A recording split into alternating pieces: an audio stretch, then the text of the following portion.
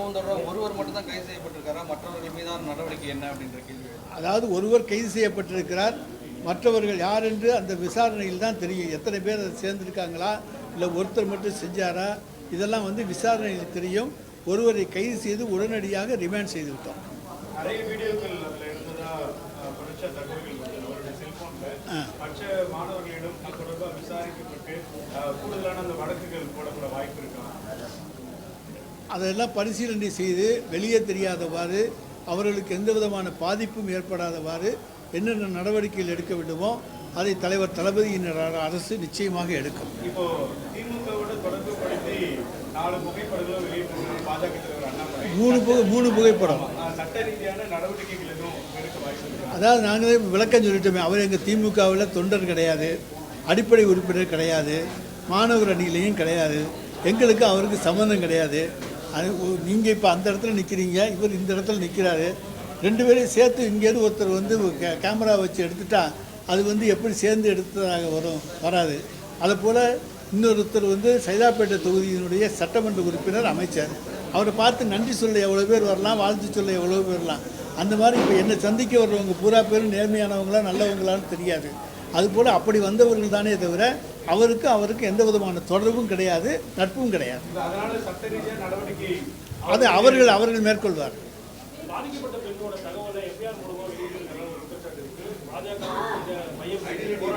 இல்லைங்க, நாங்கள் எதுவுமே ஐடென்டிட்டி வெளிப்படுத்தவே இல்லை.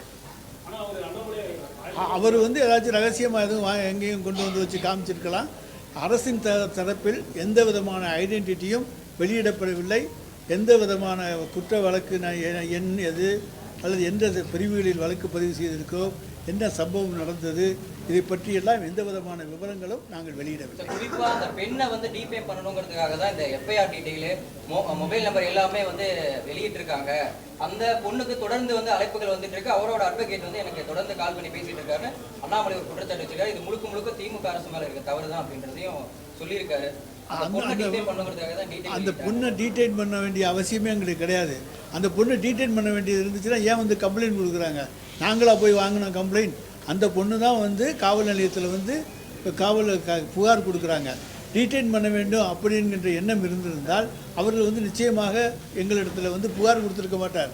பாதிக்கப்பட்ட பெண் துணிச்சலோடு வந்து புகார் கொடுக்க தளபதியினுடைய அரசியலை கொடுத்தால் நியாயம் கிடைக்கும் என்பதற்காக கொடுத்திருக்கிறார்.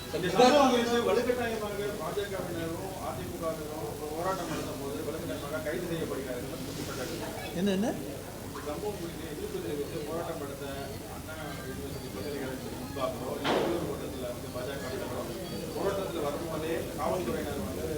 ஒன்றுங்க, எங்களுக்கு அதுக்கு எந்த சம்பந்தமும் கிடையாது. அரசாங்கம் குற்றவாளியை பிடித்திருக்கிறது. என்ன சம்பவம், உடனடியாக ரிமாண்ட் செய்யப்பட்டிருக்கின்றார். அதுக்கப்புறம் நடவடிக்கைகள் தொடர்ந்து எடுக்கப்பட்டு வருகிறது. விரைவில் விசாரணை அறிக்கை தாக்கல் செய்யப்பட்டு நீதிமன்றத்தில் விசாரணை நடைபெற போகிறது. அவர்களுக்கு ஏதாவது விவரம் தெரிஞ்சால் அங்கே வந்து சொல்லட்டும். இதை வந்து அரசியலாக்க பார்த்தால் அது இந்த ஆட்சியில் நடக்காது.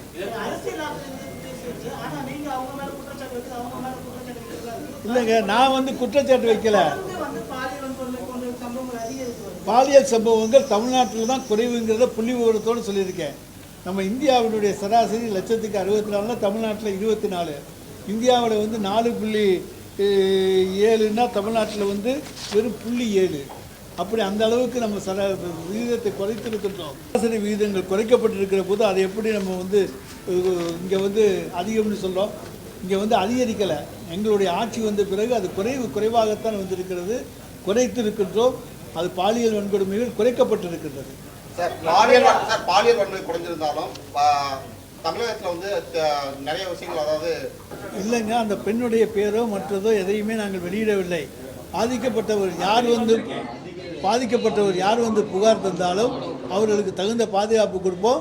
குற்றவாளியை நிச்சயமாக அவர்களுக்கு தண்டனை வாங்கி கொடுப்போம். அதில் யார் பாதிக்கப்பட்டாங்களோ வந்து தைரியமாக புகார் கொடுக்கலாம். நாங்கள் அவங்களெல்லாம் வந்து குற்றவாளியை காப்பாற்ற வேண்டும் என்கிற எண்ணம் எங்களுக்கு கிடையாது.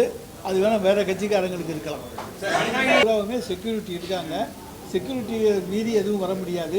வேறு ஏதாச்சும் வழியில் அவர் அங்கனே பிரியாணி கடை வச்சுருந்தாருன்னு சொல்கிறாங்க. அதனால் வேறு ஏதாச்சும் வழிகளில் உள்ளே பூந்திருக்கணுமே தவிர என்ட்ரன்ஸ் வழியாக வந்திருக்கிறதுக்கான வாய்ப்புகள் கம்மி தான். அதையும் நாங்கள் அந்த கோணத்திலும் விசாரிக்கிறோம். கட்சிக்காரர் கிடையாது. அவர் மேலே எந்த விதமான குற்ற வழக்கு இருந்தால் அவர் மேலே நடவடிக்கை எடுக்க நாங்கள் தயங்குவதும் கிடையாது, எங்களுக்கு எந்த விதமான பயமும் கிடையாது. சார், நிர்பயா நிதியை அரசு வந்து முழுமையாக பயன்படுத்துகிற ஒரு குற்றச்சாட்டு எதிர்க்கட்சிகள் முன்வைக்கிறாங்க. என்ன நிர்பயா நிதியும் அரசு வந்து முழுமையாக பயன்படுத்துறதில்லை அப்படின்ற ஒரு குற்றச்சாட்டையும் எதிர்க்கட்சிகள் முன்வைக்கிறாங்க. எந்த நிதி வந்தாலும் அந்த நிதியை ஒழுங்காக பயன்படுத்துகிற அரசு தான் தமிழ்நாடு அரசு. நிச்சயமாக நாங்கள் வந்து அதை வந்து திருப்பி அனுப்புகிற அரசு இல்லை. அது வந்து எதிர்க்கட்சிகள் குற்றச்சாட்டு சொல்கிறாங்கன்னா எதிர்க்கட்சிகளுடைய வேலை ஏதாவது குற்றம் சொல்லணுங்கிறது தான். அவங்க உண்மையை சொல்லணுங்கிறது கிடையாது, பொய்யா கூட குற்றம் சொல்லலாம்.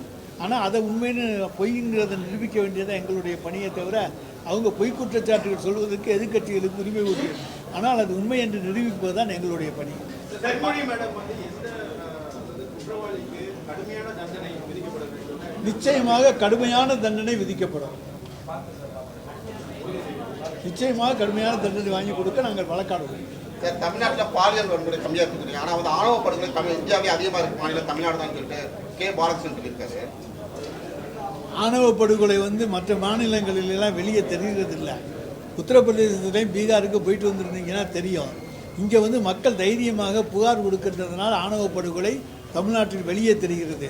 மற்ற மாநிலங்களில் அங்கே தெரிகிறதில்ல.